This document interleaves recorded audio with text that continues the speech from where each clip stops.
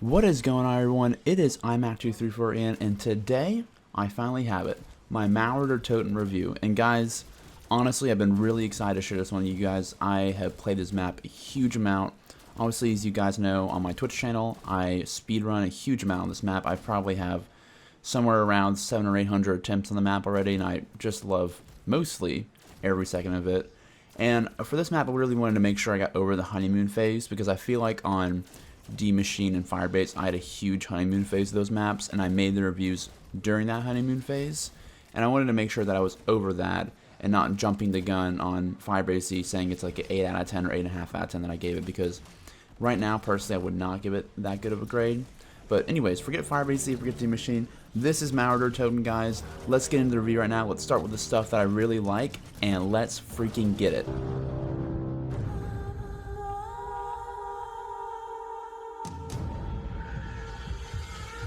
So I'm kind of just going to go down the list here. So let's start off. The atmosphere. Guys, the atmosphere on this map is one of the best. I really love atmosphere on this map, on maps. Origins is one map I really look forward for atmosphere. As you guys know, with Origins, got the 3 robots, the rain coming down or the snow. Great atmosphere. And to be honest, I thought that all the atmospheres in the other maps are kind of lacking in my opinion.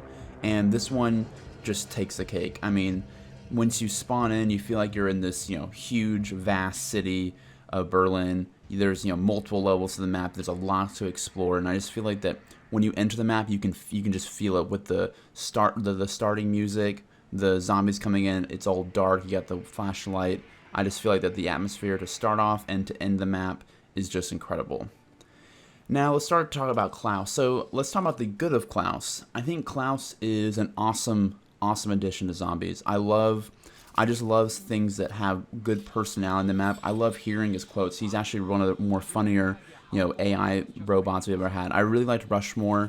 Wasn't a big fan of Sophia, but I think in terms of like personality, he's a huge upgrade from the Civil Protector from Shadows of Evil that really was just there as a robot and didn't really do that much else. I mean, obviously Klaus and the Civil Protector are very similar in terms of their abilities.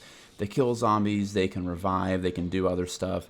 But I think what they realized is that we can have a Civil Protector but actually have some really good personality. And also I love his quest as well. The quest is nice and simple, not that hard to do. You have to, obviously kill a Krasny and dig up the dig spots next to the trap towers, just like Origins for the ice staffs, which I really like. And also you have to get the hands from the brain rot door. And I think that, as a quest, it's nice and simple. Can be done by round 10. Not that big, nice and simple. Now let's talk about Mule Cake. Mule Cake, I think, is one of those kind of, I wouldn't say a controversial perk, one of those perks that people either really like or really don't like. I personally think it's one of the sickest perk machines ever. I think the one thing they've done a really good job with in Cold War is all the perk machines. Like Deadshot looks really cool. Even like QR and Judd that look kind of similar, same as Stamina. They just all look like they're more techy and cool. But Mule Cake, Mule Cake takes the cake. It literally kills zombies if you buy it from its perk machine, which I think is one of the coolest things like ever. Like it's shooting the guns out. You get points. You even get points actually, which is really cool. You buy the perk and you get like a couple hundred points back depending on how many zombies you kill with. And I just love it. And I think its abilities are pretty solid. I'll put those up on the screen as well right now. Being able to obviously have a third gun, that's the initial ability, but getting more ammo, just ammo drops. And I think with this map, when it comes to like the Cerberus, that doesn't really have that much base ammo, is really nice. Getting it from some zombies here and there, and also just being able to get your weapon back, just like in BO4. Obviously if you lost the perk and lost the gun, but you can now, if you rebuy the perk, you get the gun back. Obviously there's been some bugs with that, but I believe in the last update they fixed those. So now once you get your third gun back, I believe you have your attachments and it's fully pack-a-punch how it used to be. So that's good. I think Mule Cake is a very good addition to the map. And I think that really, I was kind of wondering if Mule Cake would even be that useful in terms of having a third weapon. I think its third weapon ability maybe isn't its greatest, but I think it's the other abilities that really make it shine, in my opinion. Its other abilities. So I think I give this one a really good grade. I'm really glad they got Mule Cake back. I think that's one perk that I think people didn't realize they really wanted, but now I think that everyone's glad that they have it. So 2 thumbs up to Trevor about that. Now let's talk about the Cerberus. The Cerberus is one of the best wonder weapons ever.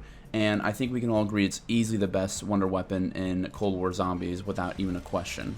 Again, just like everything on this map, it's a simple but very cool quest. Obviously, you have to get Klaus to punch the locker for the black light, and you have to go around to 3 separate locations and get combo codes. And honestly, I kind of like that. I think it's, obviously in Cold War, we've talked about how easy it is, but I think these quests are good. These are simpler quests, but they're actually good quests that make sense towards the map, and they're actually kind of fun. And I think getting the black light and finding the combinations for it, for the little locker thing or safe, where you want to call it, is a really cool addition in my opinion, and it's, you know, easy to do, but you know, it feels just like a cool little mini quest to get their wonder weapon. Not that hard, but again, it's nice to do, and I really like it. I think the Cerberus is just amazing. I think, you know, obviously it's the go-to weapon for the boss fight, high rounds. Obviously every wonder weapon usually is, but especially on this map, I mean, it does so much damage. It's huge. The variants I'll talk about a little bit later, but the base Cerberus is easily one of the best wonder weapons they've ever had in Zombies, and I hope they have something like that in the last map as well. Now let's talk about the trains. The trains. Now, why am I putting this in the good section? It makes no sense. They have screwed over a lot of my speed runs. They have, you know, lost me an enormous amount of time. They've also killed many of my runs. Why would I put them in the good section? And the reason is because I think it's just it doesn't get old. Like, I remember when we were running 4-player, me, Freckleson, Kugi, and Kingman for I think it was like the first 3 or 4 days of the map, where, you know, we were all running across the train track to get to power, and I just remember that being like, it was just fun. Like, it was just a fun thing to do, and you know, going across the tracks, like, oh, if someone's gonna get hit, or, you know, what's not, and it's always just funny. Like, it's something like that never feels old, no matter like how many times you do it, because obviously the trains are, every time you go across them the first time, they're 100% going to come every single time. And for some reason, I always get like a little bit of a thrill going across the train tracks and missing them. And like something simple like that seems like it'd get old after a while, that doesn't get old, is a really big thumbs up in my opinion. Obviously, as I said, they've killed many in my runs, but, you know, overall, I think they add such a cool atmosphere to the map. I love how zombies jump out of them as well. You know, and they become part of the round, obviously, and they can screw over speedruns a little bit. But I just think for just the map itself, it's just really good, and I really like just how it just adds more personality to the map. And you can hear you can literally hear screams from the train when they come by, because it's like all the zombies, like, or it could be people burning inside the fiery trains, and I think it's one of the cooler things they've actually brought to Zombies. They're not like robots where they're on a set cycle. They're just completely random when they come in or don't come in. But I really enjoy them, and I really hope they have something like that in the next map, where it just adds more personality to the map, and something that just like doesn't seem to get old every time you have it. Next, let's talk about dynamic wall buys. So dynamic wall buys, I'm going to put this up on screen now. As you can see from the starting or loading screen or whatever, that M16 right there, you see the M16 is green. That's a green M16. But after about every 5 rounds, each gun has a chance to up its rarity. And as you can see on screen now, it is a blue M16, which I think is a great addition.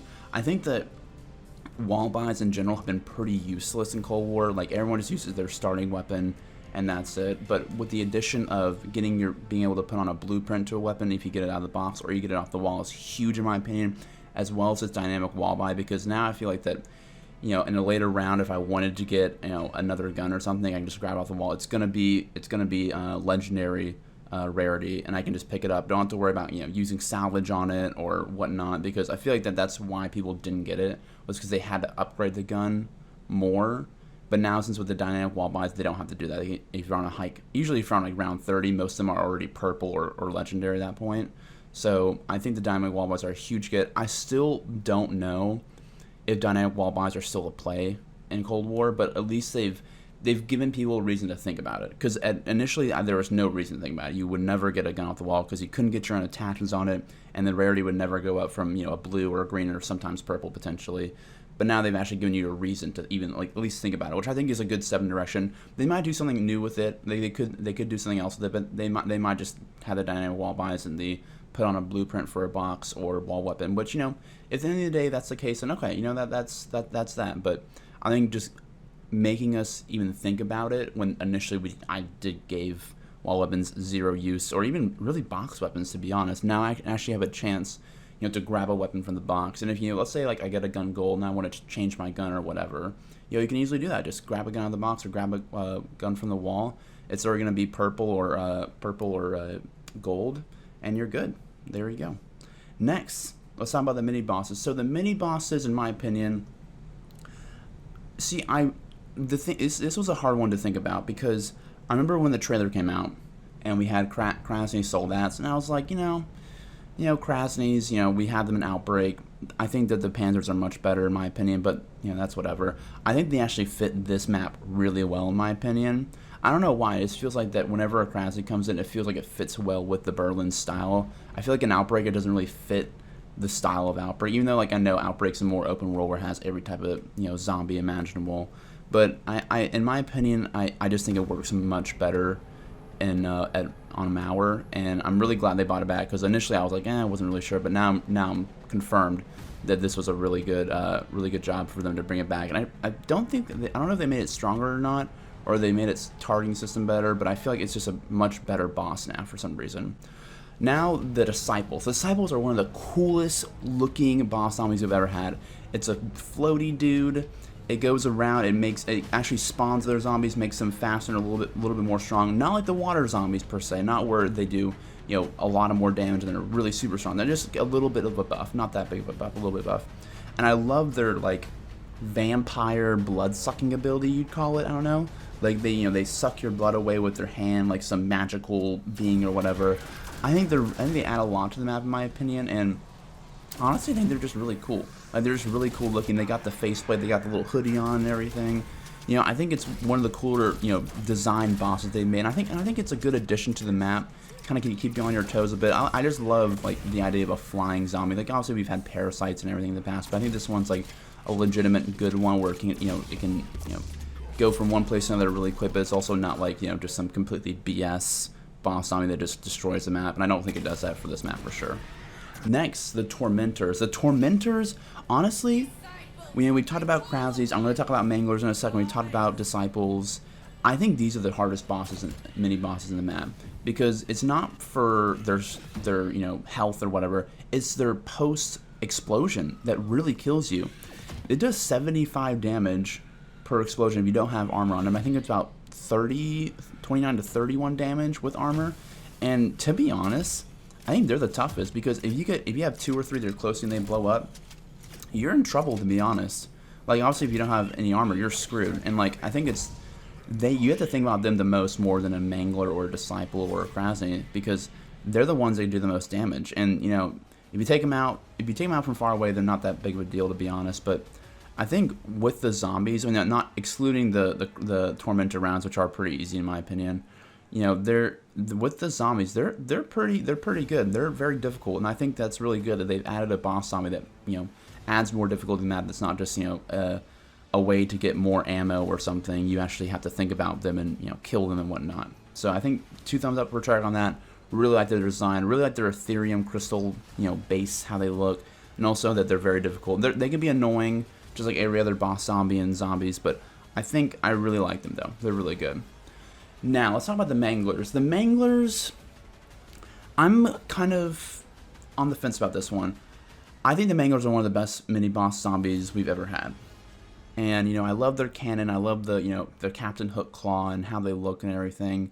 And I actually still think to this day they fit Firebase really well with the Mimics. On this map, I'm not so sure, to be honest. I love the Manglers no matter what, but I feel like that they're kind of the Panzer Soldats of Revelations. Like, they're there, but I don't really feel like they fit the map that much, in my opinion. But, I can't really complain with a Mangler, to be honest. They're really good for speedruns because you get a lot of points from them during the canister step. I think maybe they just spawn with the canister step, that they wouldn't be that big of a deal, in my opinion.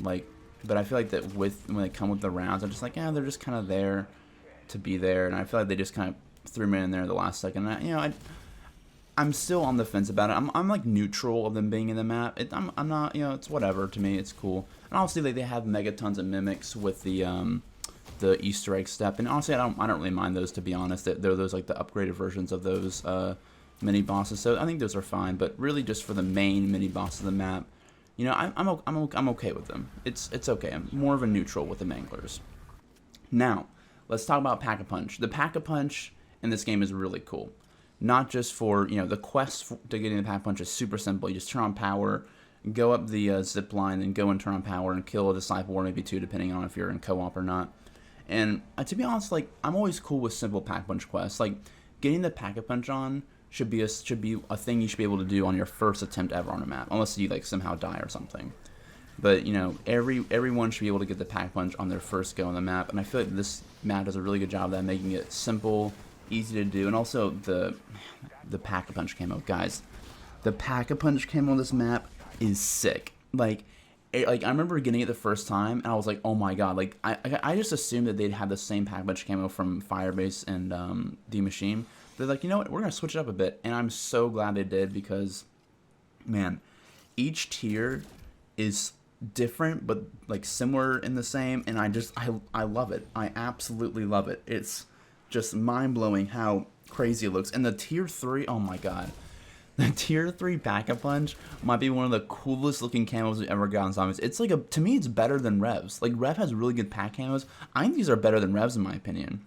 Like, it like changes from like a purple to a blue to a green. It just like all these different colors, and it just seamlessly changes as well. It's not like a line where it just like changes from one thing to the other. It just seamlessly like morphs into another color, and I just think, man, it is one of the coolest things we've ever got in zombies. And I you know, Treyarch, great job on that, because I'm a big nerd for Pack-a-Punch camos and round change music and all that good stuff. And honestly, I just, it's one of the best things about this map. It's so great. It's, you know, just, again, more personality of the map is all I need. I love personality of the maps, and this is one thing that, you know, I don't know if it's going to be the next map or not, but if it is, then great, because I love the Pack-a-Punch camo, to be honest. But if it isn't, you know, one of those things that, you know, lets Manglers stand out from all the others. It's just one of the coolest Pack-a-Punch camos we've ever had in zombies. Now, let's talk about the bunny Easter egg. So the bunny Easter egg, you gotta talk about the bunny Easter egg, obviously. It's happened in every single map. It was, you know, you had the coffin dance one, and then we had the, you know, weird one in Firebase where you just had to look at the bunny. But this one I really like because of just how it is. It's a non-guaranteed, you know, drop, obviously. Just like every other one, it's not guaranteed what you get, but it just, like, there's different types of chests. And I love you have to kill 3 waves of zombies. And I love the, you know, the disco and everything. I mean, just listen to this disco music right now, guys. Just listen to it.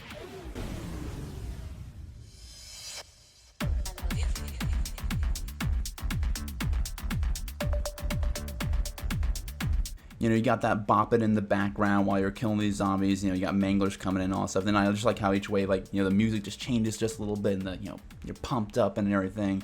And I honestly love it. And I also love how you can go back into it as well. You can go back into it after about 15 rounds, I believe it's about 15 rounds. And you know, you shoot the little bunny outside the map. And honestly, it's one of the best things we've ever had in zombies. I love this Easter egg. And I love how, you know, you have to pick either 1, 2, or 3 to see what thing you got. You know, in this video, obviously, you'll see that I thought I got the best chest, and I didn't, unfortunately. But either way, it's one of the coolest things I've ever had in zombies. Again, Treyarch has just done so much. Again, just more personality to the map. This is one thing that's going to stand out from Mauer, you know, when it's all said and done. And I just, man, so many good things in this map. And this is just another thing that is just amazing. Now, let's talk about the big one. The Easter egg and the speed run.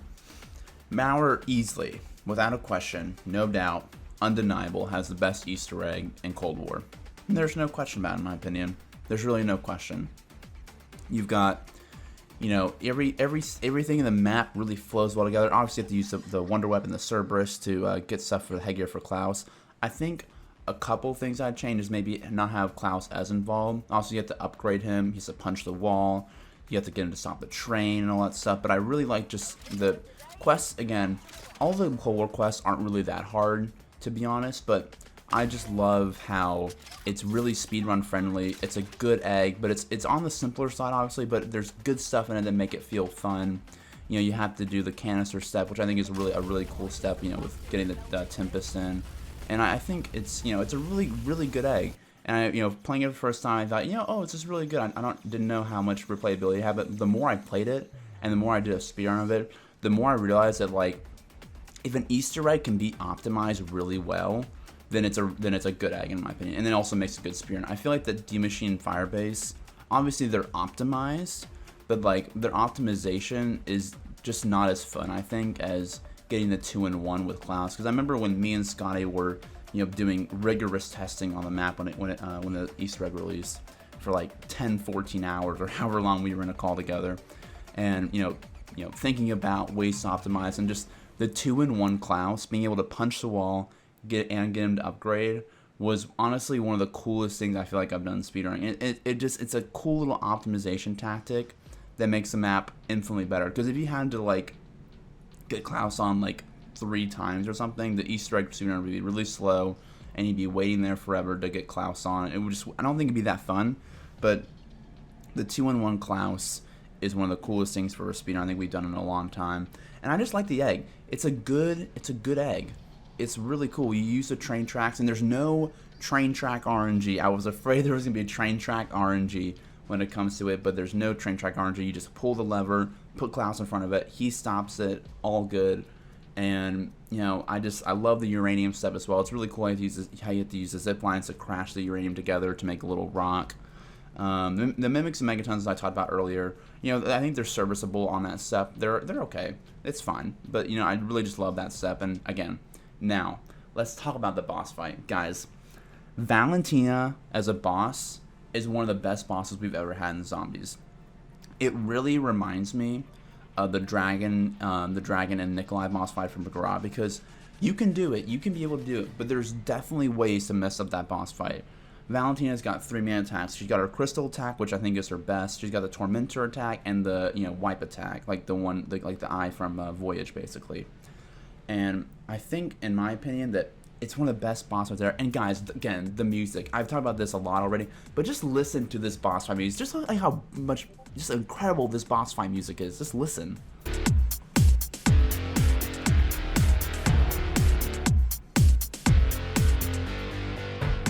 Man, that boss fight music is just, chef's kiss in my opinion. Just absolute chef's kiss. And I just love how every wave is just really cool. It feels like it's building up to something really good. I like how, Valentina can heal herself. I love, how you can optimize it as well with the Ring of Fire and how you kill zombies and everything inside the boss fight. And I just think that, like, a boss fight like this is something what, Cold War needed, because in D Machine there was no real boss fight. It was just defending Orloff for 3 waves. And then the Orda on Firebase was one of the biggest jokes we've ever had for boss fight. If you knew what you were doing, you could beat Orda in like casually in like 25 seconds. Like, I remember doing the review for that map, beating Orda pretty much, no sweat, pop, just 1 Ring of Fire with the Ray Cane, he was dead pretty much. And now with Valentina, the 5 waves going across the map. Again, I do wish we had a boss fight arena in Cold War, because we don't have one of those yet. Like just an arena just for the boss and not like going around the map. But on this map, I feel like it's okay, because where they have the boss fight is really good. We got the 5 different locations, or I'm sorry, the 4 different locations for the boss fight. We have the lab, which we obviously have the first and the last wave on, and then the other 3 waves can be at the tank next to the trials. We have the Middle Street, East Berlin Street, and then we have the top at Quick Revive. And I think that those locations are really solid, even though we don't have an actual area for the boss fight. I still think those areas are really good, because I can't imagine having a boss in like the train area. I just think that would be really messy, and if a train comes by, someone getting ran over, or next to the tent as well, or next to the tent next to the armor station that's below Quick Revive and Spawn. I think those locations are the best locations for Valentina. And I also just think that the ending of the egg as well. After you beat Valentina, putting her in the little machine thing, and then putting her essence into the nuclear bomb that you made basically throughout the egg, and then getting Klaus to say "I'll feed her sane," and then get him in the dark ether and basically blow up, put up just a nuclear bomb in the dark ether, which I think is so cool. And then the ending cutscene. I'll talk about this with the characters a bit. It's good. I think there are some things I would fix. I don't like the idea of Kravchenkov just going back to being a baddie and killing or trying to kill Requiem. I don't really like that much, but I love how Max has used her dark ether powers to portal him back to the Requiem facility. And then now we just have to realize who is the Requiem director. I'm sure we'll figure that out on the next map, but I think it's a good cliffhanger to a great egg, and obviously, 2 thumbs up for Treyarch for making a really good, fun boss fight, a really solid Easter egg, and overall just a great map. I really love this map. But now, guys, we're going to talk about the things that are not as good in the map, and some things I think can be improved for sure.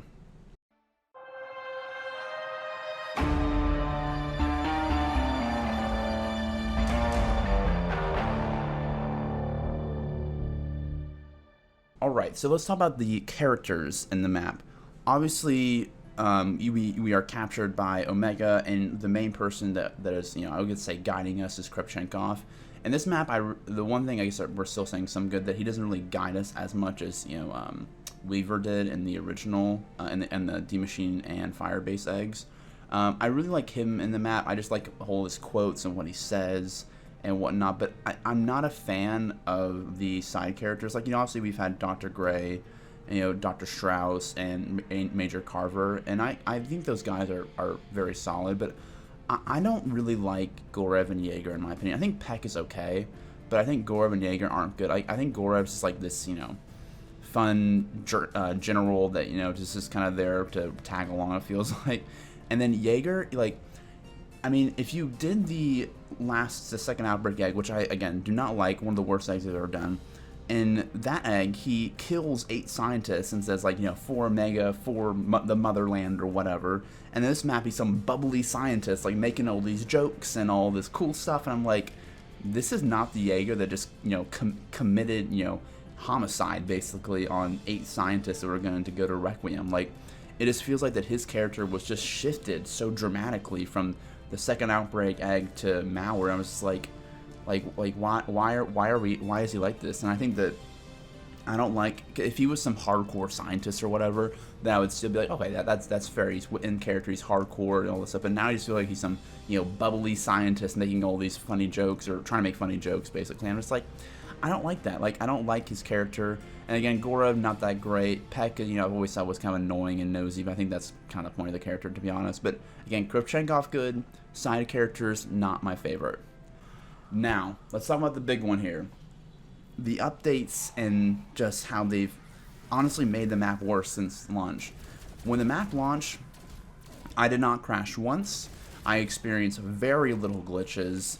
I experienced one here and there, like the one where, what was it? When Klaus, goes, when you're trying to get him to the train and he goes up the zip line for some reason to the street area and down another zip line. Like, I remember in my previous record run, I think it was like a 28-17. I lost probably like 35 to 40 seconds, maybe more potentially, off, Klaus just not going right direction him, which was like 10 steps forward, and he decided to go the longest way possible. And they still haven't fixed that one, but they made the map worse. Like, I have now crashed probably like 7 or 8 times on the map since the more updates they bring in the game. And like, honestly, people were teleporting, to the spawn area, like in zombie spawn areas, and just dying instantly because they're outside the map. And I'm like, what's going on here? Like, I don't know what these updates did, but they really destroyed the map, in my opinion. Like, not destroyed the map, that's a very extreme word, but they made the map worse in these updates. Like, if they didn't touch the map since it's been updated, I don't think anyone would complain at all. There were some glitches at launch. There's always gonna be glitches at launch. Like, I'm okay with the occasional glitch here and there. I mean, there were no crashes, nothing game breaking. But as you can see in this game, actually, my Klaus did not go away. There's a new glitch where you can actually soft lock yourself on the egg if you upgrade Klaus, and he just won't leave. He will stay there for the end of time. And if you're trying to do the egg, but you haven't done the canister step yet with the Tempest Lures, you physically cannot complete the Easter egg. You have to end your game. Your game has to end. And it's so unfortunate because, it's just a new glitch with a new update. And I just feel like that when they've updated the game, they've made it worse. It's just very unfortunate. But I'm sure these will get fixed, hopefully in the near future. But, I'm very nervous for just these little glitches that have just been here for just way too long. And hopefully they figure them out. And, I'm trying to, again, I've done my best to try to contact Treyarch and say, like, hey, these are broken, we need to fix these and whatnot. But, we'll see if they get fixed. But, I think that they do take away from some of the map, but I think overall the map's still really good despite these glitches. Now, talking about the Cerberus Variants. The Cerberus Variants, you have the laser, the shotgun, and what I like to call the waffler gun, or like the little thunder gun thing. It looks like the thunder gun, pretty much. And to be honest, they're not that good. I think, obviously, you have to use the laser variant to open up the lab for the Easter egg, but, like, if you're doing the Easter egg, you're not going to get the shotgun variant. That one's not that good. You might get the waffler variant because that's the best out of the 3 variants with the Cerberus. But overall, like, I'd rather just use the base one. Like, I feel like the other ones are just there for more ammo, and, you know, they're really not that good. Like, they're just relatively weaker. And I'm surprised they did that. I think what they really trying to get is get away from drop RNG, which is fair. I mean, you don't want, you know, like in a speedrun, perhaps, if the waffler gun was the best variant, you don't want, you know, one person getting that, you know, getting a crazy time while the other one, you know, person just couldn't get it, can only get the shotgun variant or whatnot. But I just think that they really fumbled on making those, like, you know, even similar to the regular Cerberus or just slightly better, because I feel like that the variants are really hyped up and they didn't really live up to the hype, in my opinion. They're not that good. I'd rather just use the regular Cerberus, and the only one, again, I'd really use is the waffler gun one, or like the firefly gun, whatever you want to call it, pretty much. But yeah, not my favorite, but, you know, it's whatever. The regular Cerberus is still amazing, so I'm not going to take away from that one. But I just wish the variants were just buffed a little bit more.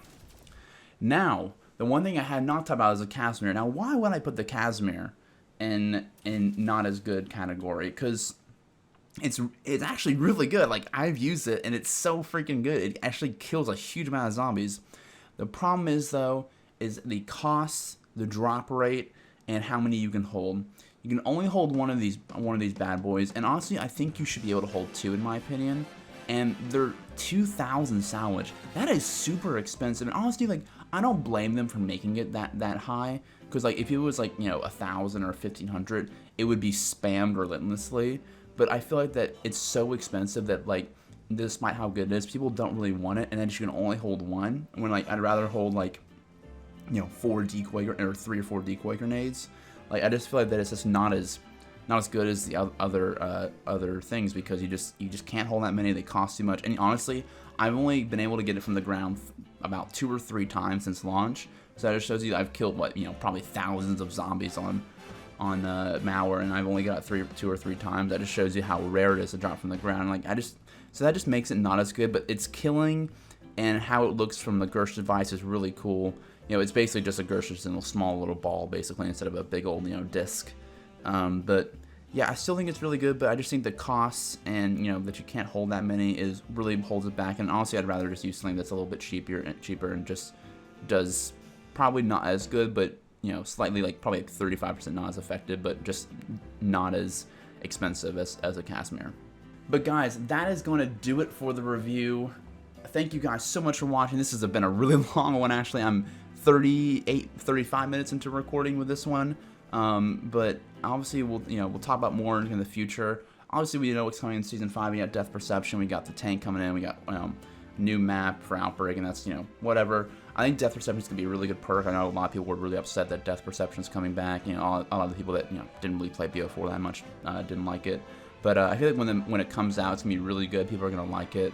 And also, I think a final score for this map. And, you know, taking into account the updates that have really hurt the map, in my opinion, I would still give it an 8.5 out of 10. I think this can easily, if they have one big update for this map that just cleans it and basically makes it what it was at launch, then I think this can easily be like a 9 out of 10 map when it's all said and done. But right now, I'm going to give it about an 8.5 out of 10. And I think that's not a honeymoon phase score. The map's been out for almost a month now, and I took a little bit of a break from it, but I still enjoy it just as much whenever I'm hopping on and playing. And, you know, I think it's a great map, and I think it's one of those maps that, despite Cold War being, you know, struggling a bit throughout the year, I think it's one of those things where we can be like, you know, this is when Cold War returned.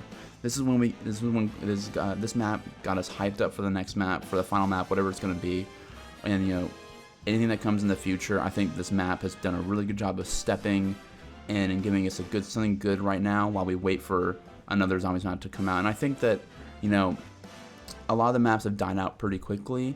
You know, D-Machine didn't really die as much because it was a launch map, but Firebase died out within what it felt like a week or something. And I think this map can carry us for sure for a bit longer until we get more information on what's to come for the next Zombies map. But yeah, guys, that's all I have for you today. Thank you so much for watching. I hope you guys enjoyed the video. This was recorded in very high quality. I didn't try to do 144p for this one. Hopefully the quality is really good on YouTube for you guys. And thank you so much for watching. You guys have a good rest of the day, and hope to see you on my Twitch streams. Peace out.